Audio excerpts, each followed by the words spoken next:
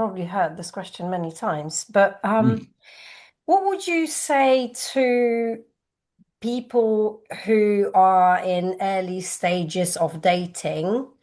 What mhm, would you say to look for in the other person? Because I have a feeling, and obviously you will know it better because you have a much bigger experience on this than me, mhm, but I have a feeling that narcissistic people can be very good at hiding at the beginning mm, and they reveal their actual personality a little bit later on in the mhm. relationship when they actually know that the person is theirs, like they gain the trust, they Yes, gain. when they bonded.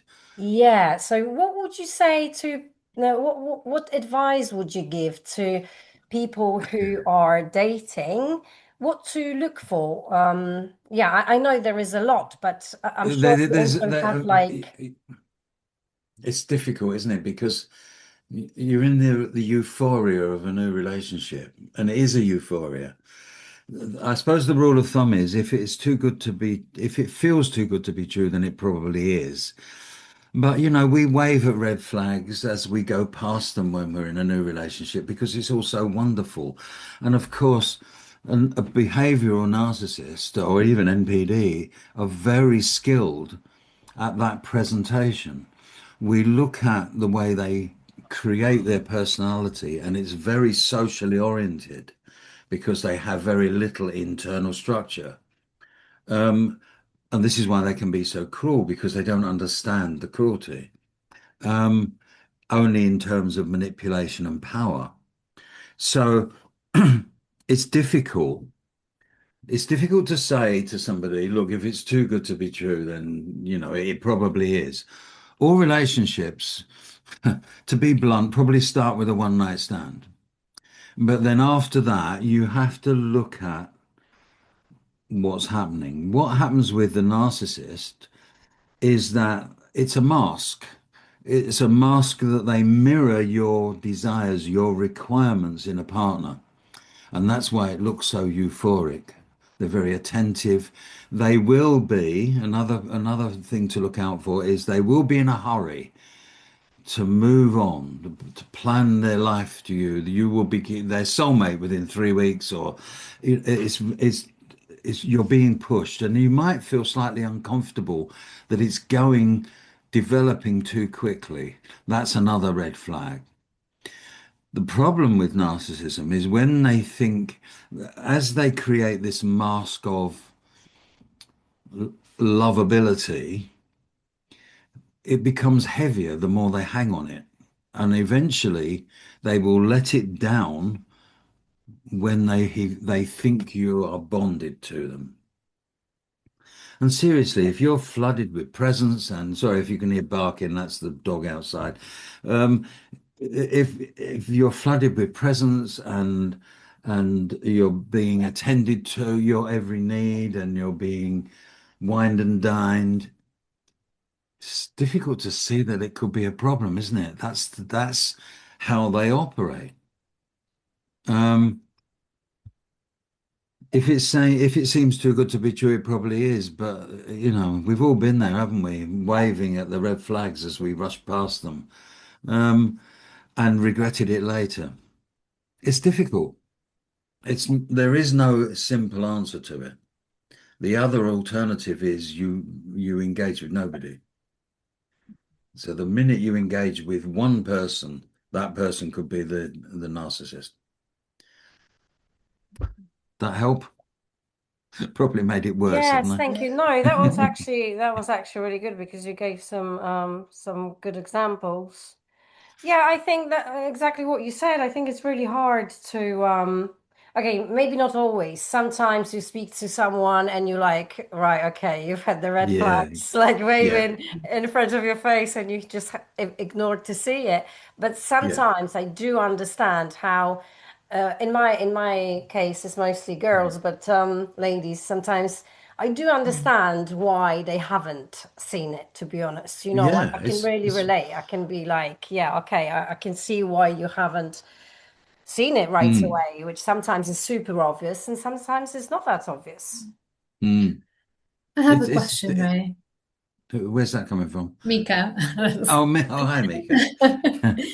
I'm just wondering, what would you say to the people that are, as it were, knee deep in relationships with narcissists or abusers, and it's they cannot, what should they do, or what could they adjust if they cannot just leave overnight because they've got children or because they are sort of Yeah. dependent, in one way or another? What would you suggest?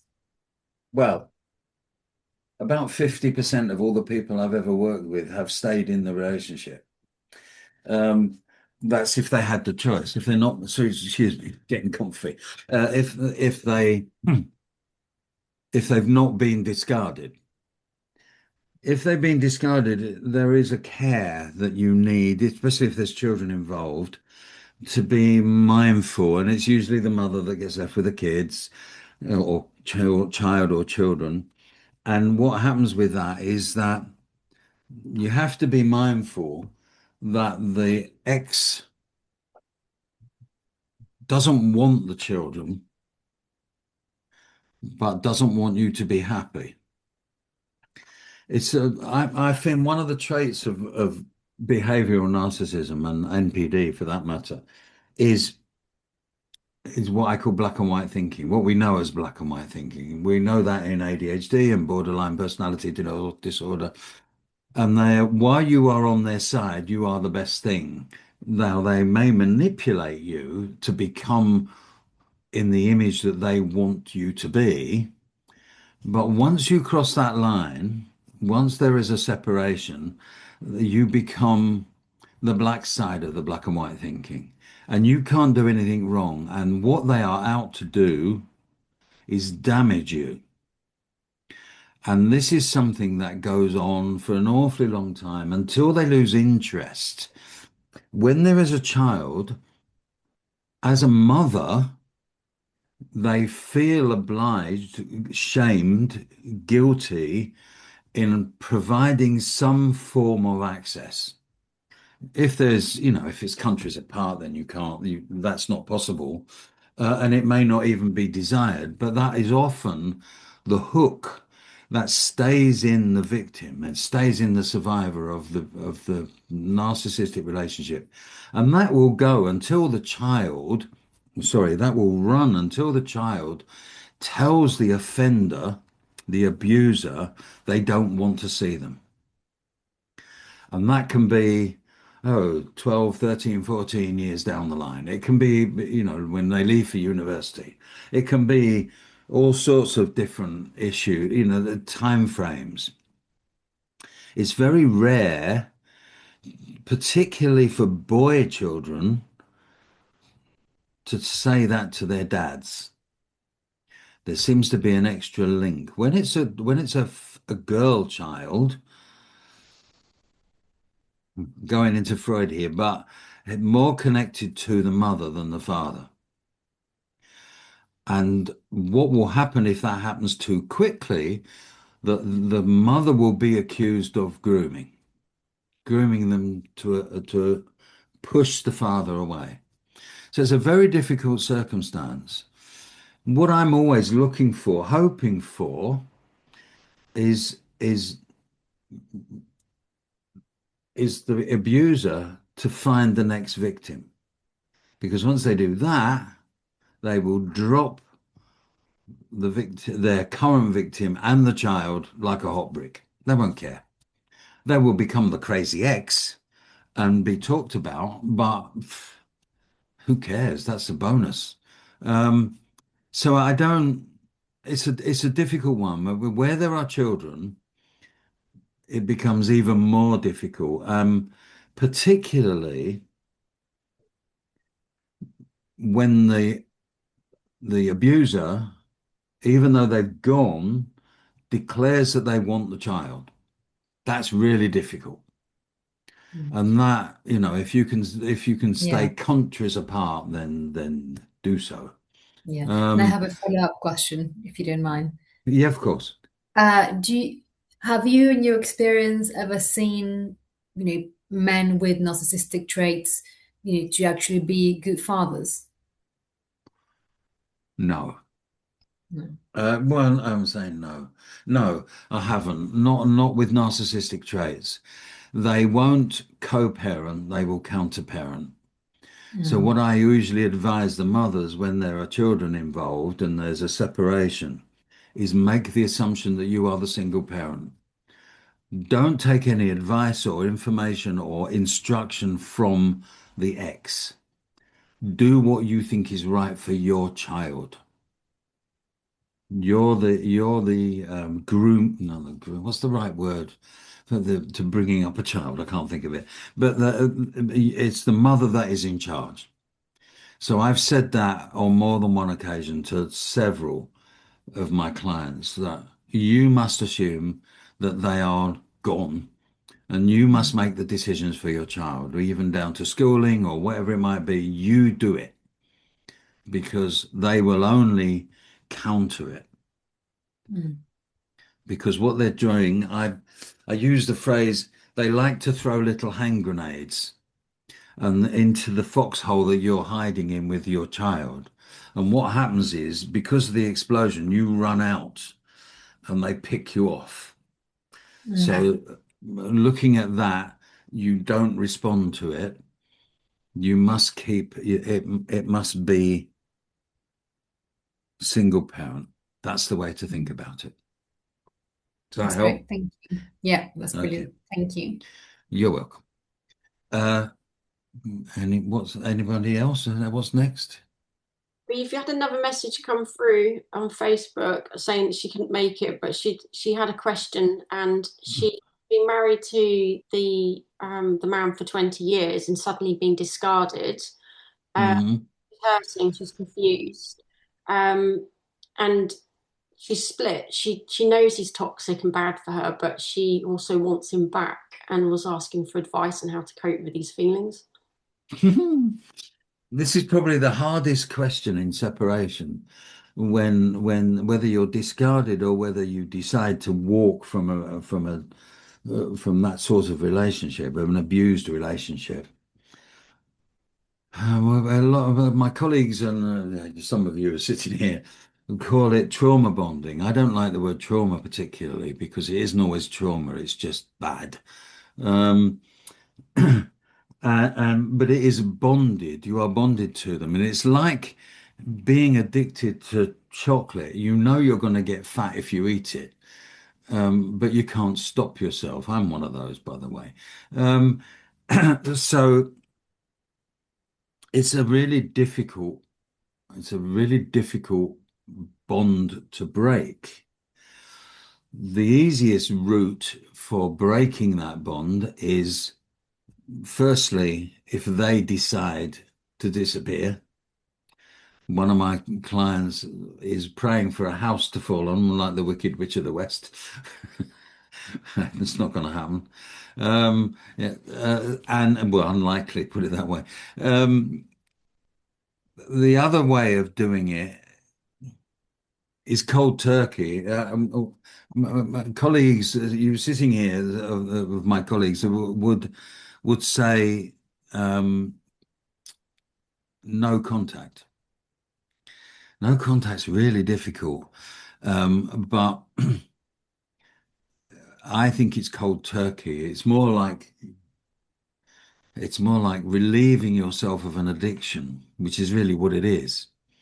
Um, Most people that are addicted to illegal drugs, for example, or even legal ones, know that it's bad for them, but they'll still do it because addiction means you give everything else up for the sake of the addiction.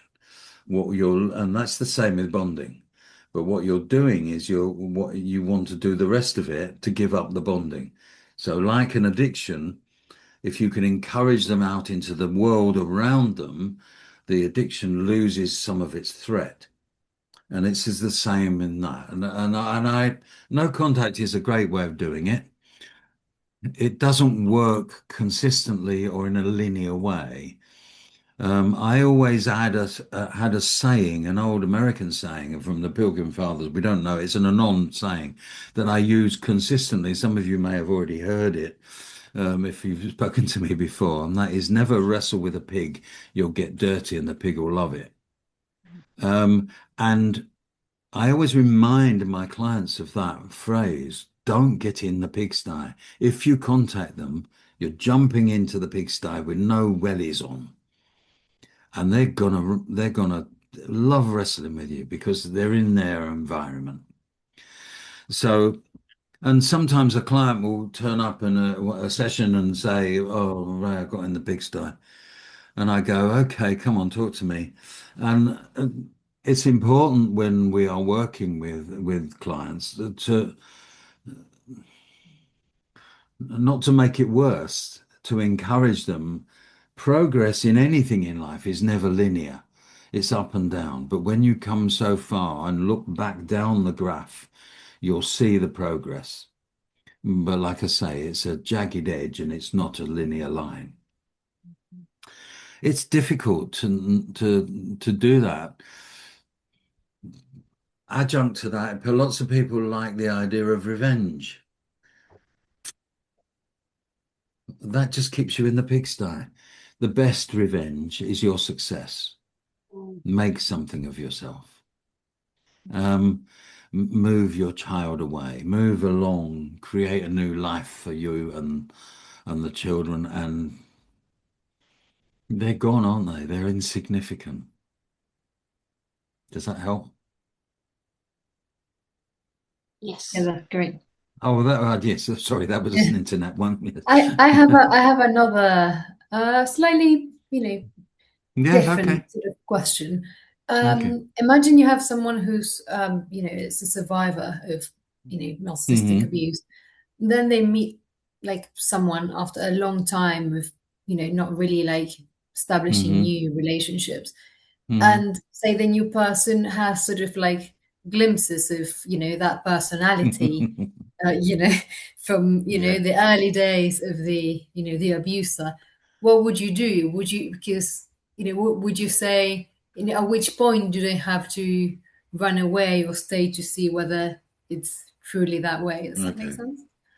Yes, thank you. That's about 14 questions in one go, Mika. But okay. Um, First off, um, they're not going to be, there's going to be a difficulty because most of the damage that a narcissistic relationship will do is to self-esteem.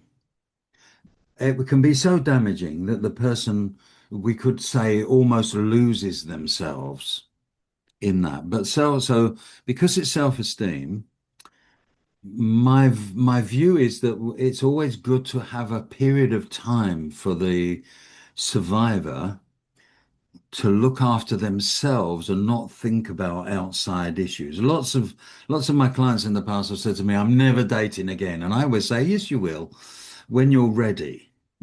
And that really does happen.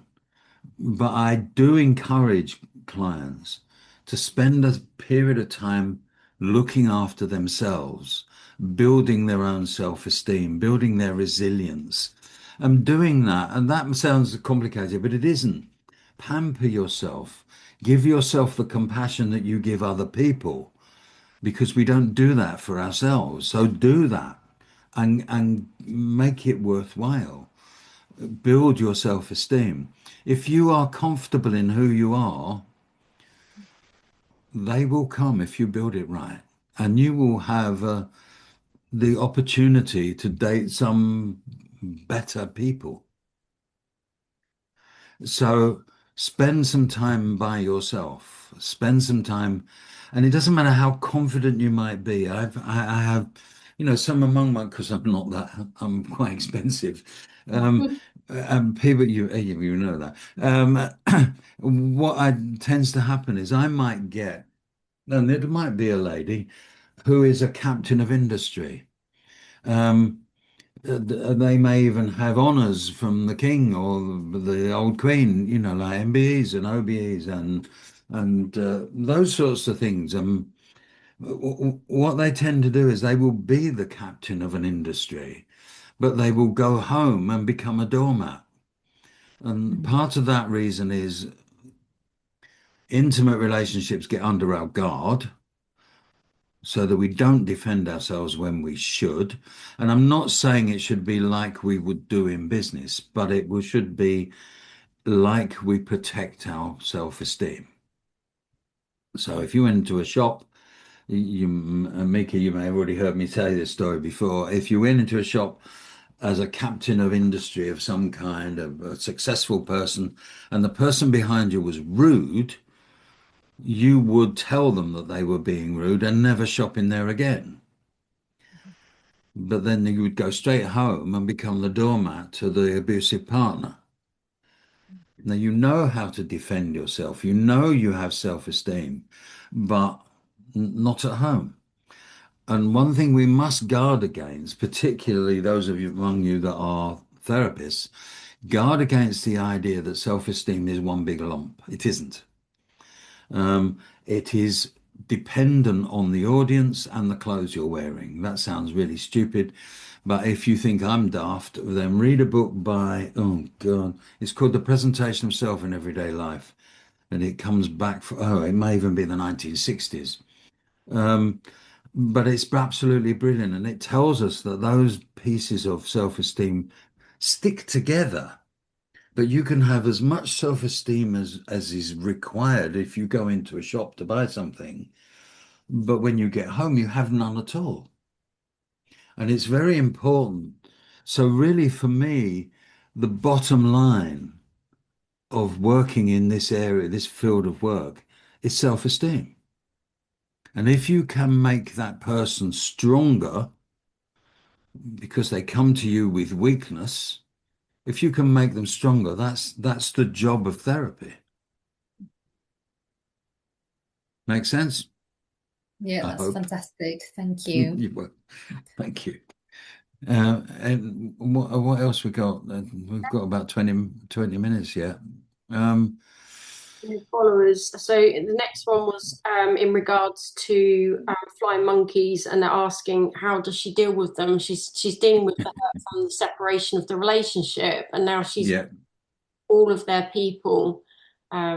He's obviously smear campaigned her, and now the flying monkeys are coming in. Yeah, there's snidey people. Right.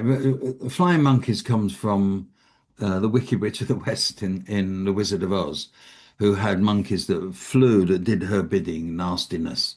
And so the profession has adopted that as um, a channel back to your abuser even when you're not there. We might call it remote coercion. We might call it all sorts of things. The simple answer is don't trust anybody except your therapist. Don't trust them because there are more than one type of monkey. There's more than one type of, we could call them enablers if you prefer a nicer word. Um, there's two types. There's the malignant and there's the naive. And the naive people just think they're helping out, Oh, I'll tell him you did this, and you've managed to get away with it. The malignant are the ones that side with the bully in the school playground. There's always one big kid, isn't there, that wants to punch everybody else. But when the little kid stands up to him, he backs down because he's frightened. And I was always very small, and I did that once as a child. And but the point about it is, the rest of that crowd will side with the bully because they think it's safer. So the malignant flying monkey will look for information, will seek you out and look for information that you don't want your abuser to know about. Now, it can be something as harmless as meeting a friend for coffee.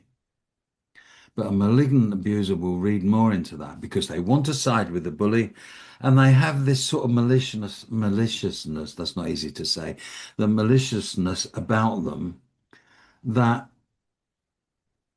targets you. So the secret is don't tell anybody what's going on. Keep your own counsel. It's really difficult, isn't it? Because we're social animals. Men find it slightly easier than women, I think. to keep their own counsel. I tend to try and do that in my social dealings. I don't offer too much of what I'm thinking unless somebody asks me. Um, Women talk about four times the amount of men per day, is it? Something like that. I'm sure you're going to shout me down now. Um, but it's something like that. You're social animals, and why, what's wrong with that? There's nothing wrong with it, providing it's not bending my ear. But there's nothing wrong with it at all. Um, so keep your counsel, and it can even be relations. So don't think you're safe with a relation with a relative of some kind. You're not, or you're likely not to be. So if you're in any doubt, means everybody in your circle, don't talk to them. Don't spread the risk. Make sense? Very good. And the next question that's come in is in regards to love bombing and their dating. It's another dating question. Okay. Wondering how to, they've been love bombed in the past. Like, how can they tell if it's true attention or if it's love bombing? Like, what should they watch out for? Lasting relationships have their ups and downs. They're not linear. Very little in life is linear. Um, if it is all full on, nothing can go wrong, and you are almost being hurried into commitment, chances are you need to head for the hills. You need to run. If it goes up and down and you have a few harsh words, or you don't want to go somewhere that your new partner wants to go, or vice versa, or you don't like somewhere you're going to be eating, or whatever it might be, those little things are possibly the ideas that it might be okay. It's difficult to tell, but it's a foot in the door. Love bombing is a foot in the door technique. And once their foot is in the door, it's very difficult to remove them. So we're going to make mistakes. We'll do it. It's how you recover from it. Mm. And I have this theory that prior to the trauma of being in an abusive relationship, you had all the wherewithal to recover yourself. And I call this in my little head, I call this T minus one, trauma minus one moment, where you were the person you want to be again. You can't be that person because you haven't had that experience of the bad relationship. You can actually be better because you've had the experience. So I always think about T minus one is going, there's someone in there, and providing they give themselves the opportunity to bring it out, then you can recover from the dating. But the dating, it will bite you that it's wrong. What you must look at is the bite. And like I say, it's very easy to wave red flags as you pass them. So if you think you're never going to get caught, think again. Next question. I'm done now. That's the questions from the followers. So Oh, okay. on the call's got a question for the last 10 minutes. Anybody else? Um, I don't have a question, but I have something to add here, if that's okay. Okay, of course. Going back to one of the questions when someone was asking what to do, they I think there was a lady and she wanted the partner back, and she knows Ah, it's not yes. good for her.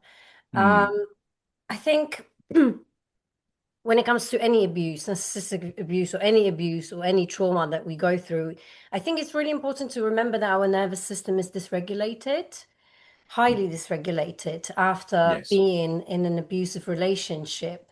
And I think Mhm. if we prioritize nervous system regulation, the thought process will then change, because it's like you said about an addiction. It's very Mm, similar to mm. we are getting addicted. We do get addicted to these ups and downs in an abusive relationship. We get addicted to Yes, we the do. good bits and we get addicted to the bad bits. And Mm, actually, most of all, we get addicted to the uncertainty. Is it going to be good? Is it not going to be good? Is it going to be bad today? mm, And we don't know.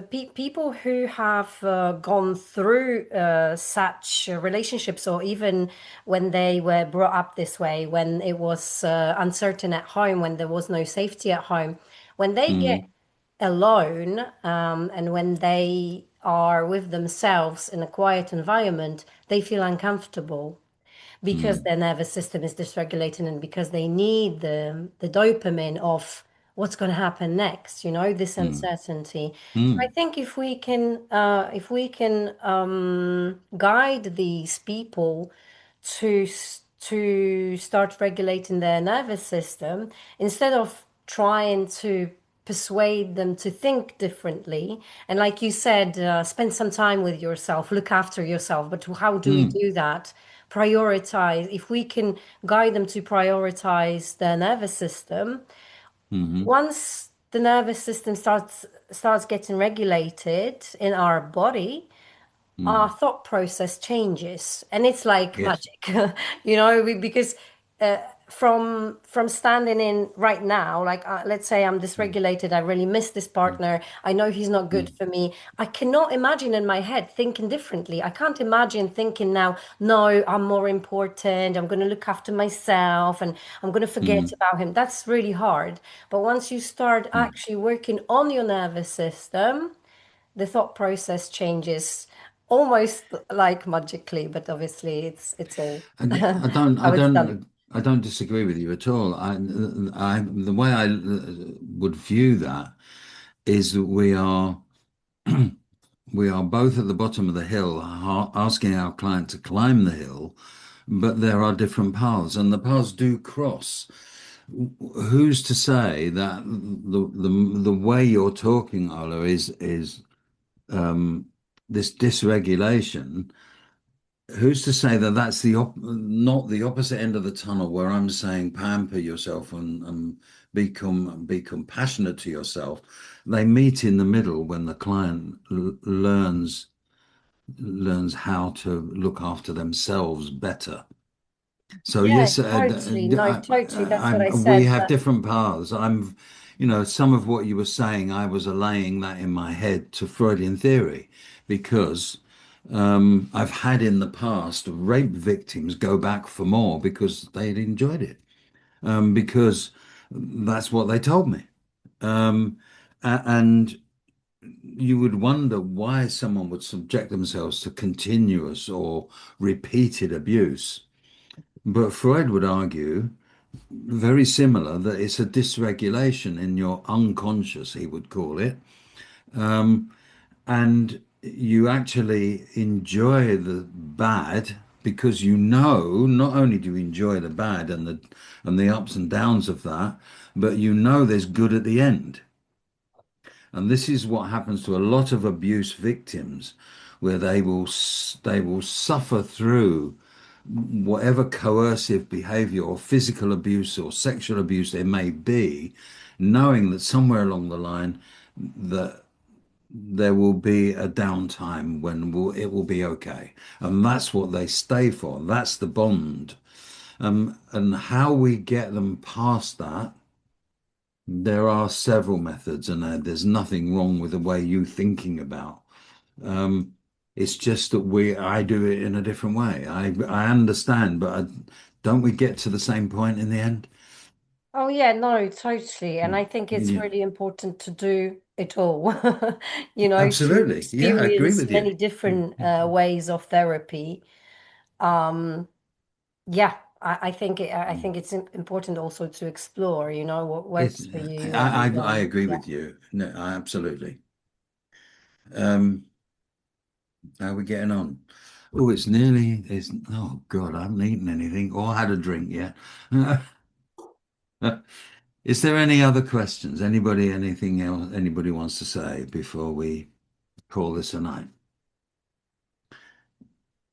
Oh, okay. Well, then what I'd like to say is first of all, thank you very much for attending. This is the first one of these things that we will be doing. Um, we are going to be doing more. We're also organizing a 6 session support type group that was we're not quite organized yet, but unfortunately that won't be free because it's 6 sessions of it, and it will take you through the process of either separation or understanding the abuser. Um, like I say, that's early days yet, but we will do that. But we will do some more of these free evenings, won't we, Louise? Yeah, of course. Yeah, 100%. Okay. You see, I'm referring to the boss now. Um, okay. If there's nothing else, Well, I'd just actually like to butt in. I've been lurking. yes, Just I've say noticed thank you're you. lurking. Yeah, you're Um, welcome. I used it as a podcast. It was really informative, really interesting, and I've Mm, learnt loads. So thank you, everybody. you're welcome. Thank you for coming. Bye.